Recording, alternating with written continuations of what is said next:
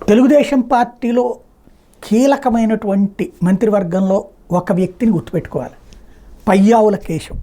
ఎందుకంటే గతంలో కూడా నేను ప్రస్తావించా, రాయలసీమలో దారుణమైన ఎదురు దెబ్బతిన్నది క్రిందటిసారి తెలుగుదేశం పార్టీ. ఒక్క చంద్రబాబు గారు, బాలకృష్ణ గారు, వీళ్ళిద్దరంటే ఫ్రమ్ ద బిగినింగ్ నుంచి ఉన్నటువంటి వాళ్ళకి ఆ స్థాయి ఉంది, అది వేరు.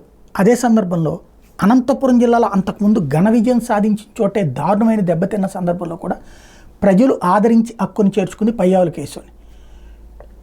నాలెడ్జబుల్ పర్సన్, హోంవర్క్ చేస్తారు, పలు అంశాల మీద సమగ్రమైనటువంటి అవగాహనతో మాట్లాడతారు, వేగ్గా మాట్లాడే మనస్తత్వం ఉన్న వ్యక్తి కాదు, కష్టపడి పనిచేసే తత్వం ఉన్న వ్యక్తి, కష్టాల్లో నష్టాల్లో కూడా పార్టీని అంటిపెట్టుకుని ఉన్నటువంటి వ్యక్తి.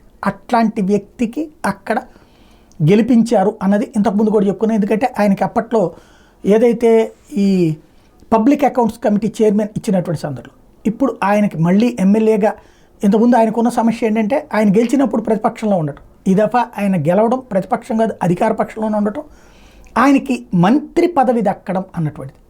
అక్కడ ఒక పరిటాలలో, జేసీలో ఇట్లాంటి కుల కుటుంబ వారసత్వాలు కాకుండా పార్టీ కోసం కష్టపడి పార్టీని నడిపినటువంటి వాళ్ళది వేరు, వాళ్ళ బ్యాక్గ్రౌండ్ వేరు.